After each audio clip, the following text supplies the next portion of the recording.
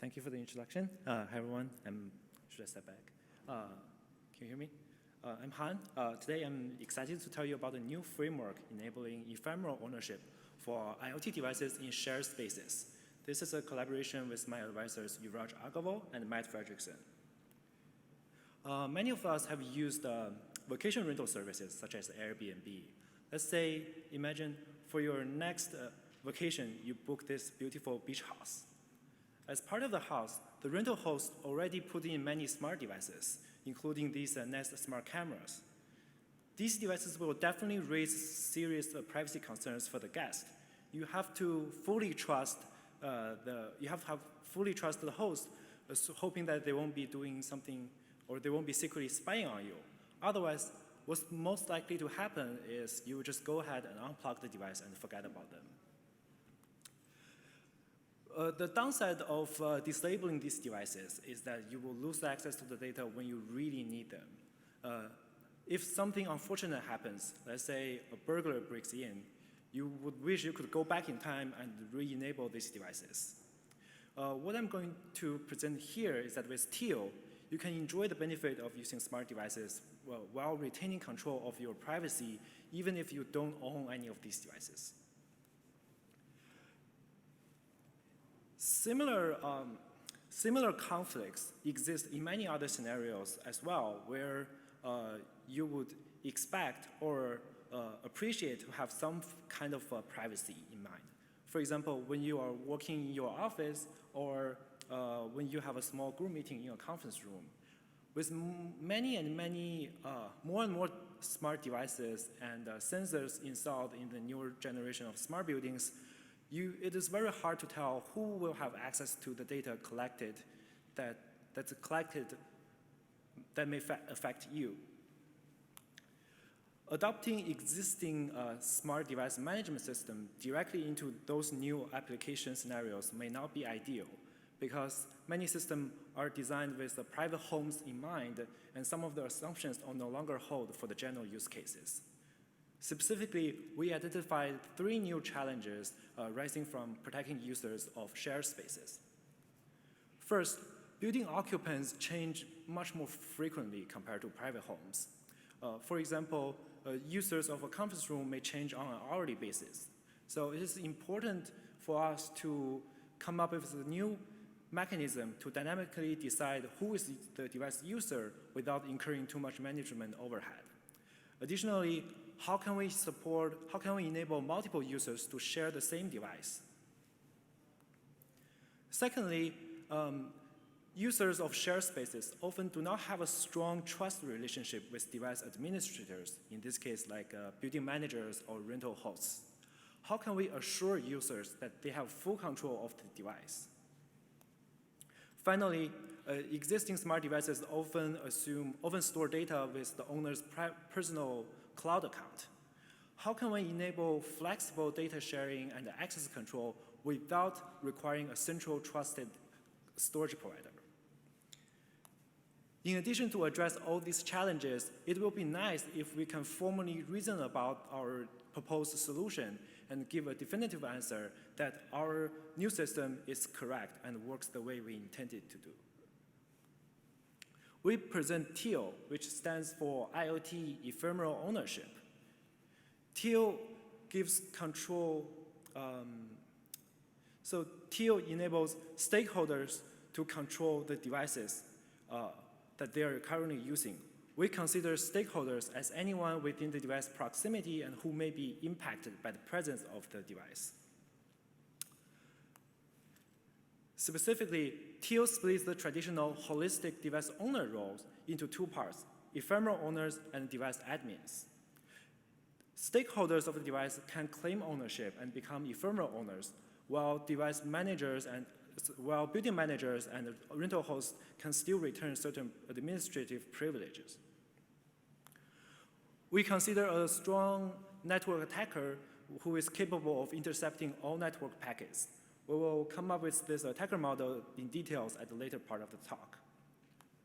We associate users with their smartphones, and we consider them as the same entity in Teal. We assume the user's phones and the device are trusted. This can be achieved with the help of many trusted computing techniques. Now, let's go back to the Airbnb example and to see how TO works. First, the rental host the rental host installs the device and sets it up to become a TO admin. Next, when the guests book their Airbnb reservation, they also obtain a pre-auth token directly from the host. When it comes to the time of their vacation, the guest checks into the place and claims the device ownership by presenting this pre-auth token. This token helps ensure that only authorized people are capable of becoming device owners.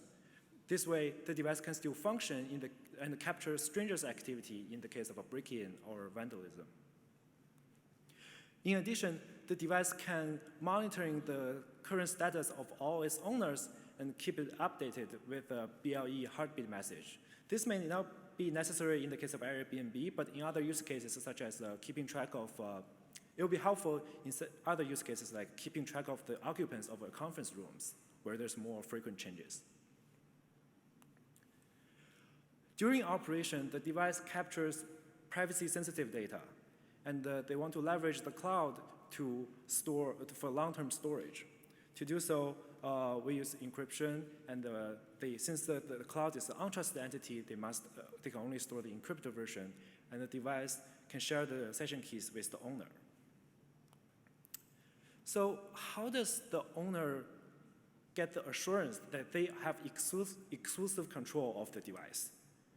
To verify that, the owner can directly contact the storage provider and download a copy of their data. Every encrypted session data also comes with a metadata containing information about the ownership information in clear text. This way, the users can keep an eye on them and detect any issues if anything happens, if there's any discrepancy between the ownership, what they think, versus what they stored. In addition, owners can manage access control themselves. They can decide who to give access to by sharing the corresponding decryption key. To enable revocation with minimal overhead, we leverage a cryptographic primitive called key homomorphic encryption, which has been used in many previous systems. The TO owner generates a short rekey token and sends the token to the storage provider. The storage server directly applies this token on top of a ciphertext without being able to see the underlying plain text. Afterwards, if the data accessor tries to download the data again, they won't be able to decrypt the content with the old keys. Another important challenge is how do we enable multiple users to share the same device? To do so, every user needs to go through the same process of claiming ownership and become co-owners of the device. During operation, the device still encrypts the data with session keys, but the difference here is that now, every co-owner only receives part of the key, or key shares, as we call it. We generate key shares using threshold encryption and Shamir secret sharing. We can encode different types of access policies into these key shares. For example, one may require that the third-party accessor must obtain everyone's permission in order to decrypt the content, or they only need a majority approval. So far, we just briefly go over some of the high-level operation details of TO, and it sounds pretty complicated already. Then the question is, how can we make sure that once we have a solution, how do we know it's secure and works the way that we intended? Specifically, we set out to achieve these following security goals. Users' data must stay private. No one should be able to access it without the user's approval. Mutual authentication implies that all TO entities should be able to trust that the party they're talking to is the one who claims to be. This helps to prevent the man-in-the-middle attack. In addition, attackers should not be able to generate fake data sessions and overwhelm the user's local key storage space. And finally, we want to make sure the revocation scheme we propose actually works, and you shouldn't be able to decrypt the data with old keys. There are a couple of options to perform this security analysis. However, since the TO protocol is fairly complicated, it might not be ideal to manually go through the protocol and try to find the counterexamples because it's too hard to reason about. Alternatively, we can leverage fuzz testing to automate this testing process looking for violations. However, it may not yield a complete result and considering all possible interactions given fuzz testing's randomness nature. So to obtain a definitive and complete answer on our security properties, we turn to the technique of symbolic protocol verification using this tool called ProVerif. We encode every TO entity as individual process and replicate these processes in loops. This way, we can consider anyone can start or resume any part of the protocol.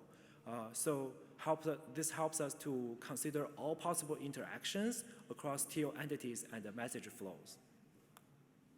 We assume an open communication network such that the attacker is capable of intercept or manipulate arbitrary packets sent over the network. We encoded our previously mentioned security goals into a number of ProVerif queries and asked the tool to look for property violations. This modeling process is not as straightforward as I just mentioned.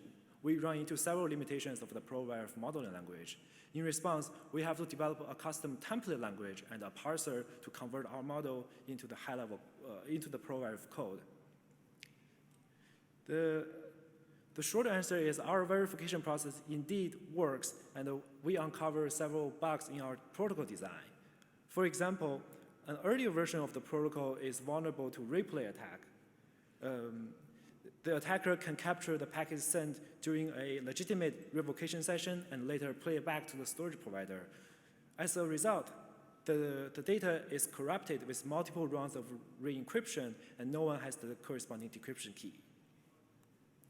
We found this attack because ProVerif find a property violation, violating this query stating that the re-encryption should only happen if a user explicitly requests it.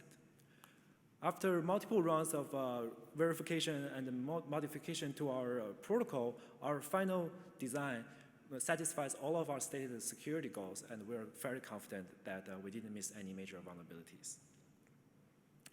We implemented a complete prototype across multiple platforms to reduce users' burden and automate many user-side operations. We developed an Android phone app for users to install on their phone.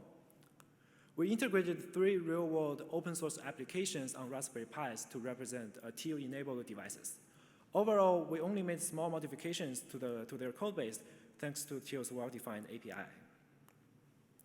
We measure the performance overhead in terms of the latency, the end-to-end latency for each individual operations, as well as the power consumption on users' phones. This graph shows that each operation takes up to a few hundred milliseconds to complete. Considering that many of these operations are either one-time effort or rarely used, we believe the overhead is tolerable. In addition, we measure the power consumption on users' phones, since this is the only TO entity that we consider to be battery-powered. These operations take up to 35 microampere hours as reported by Android API. In reference, the Android phone battery usually have 3,000 to 4,000 milliampere hours. So a little back-of-the-envelope calculation shows that if we execute one operation per minute over a 24-hour period, it will consume less than 2.7% of battery life.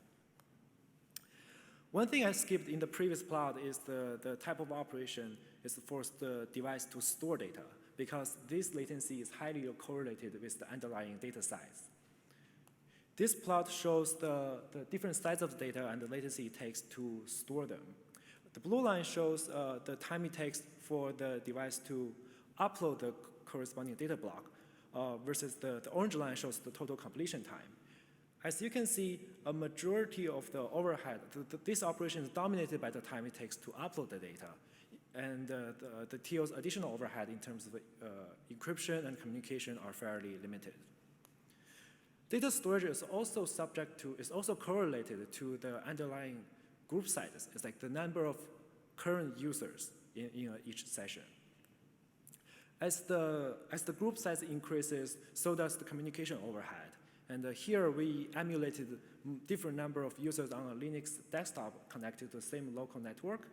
We use emulation because it's easier to scale up to large number of users. However, our empirical results show that the latency result we got from emulation and using physical devices are fairly comparable.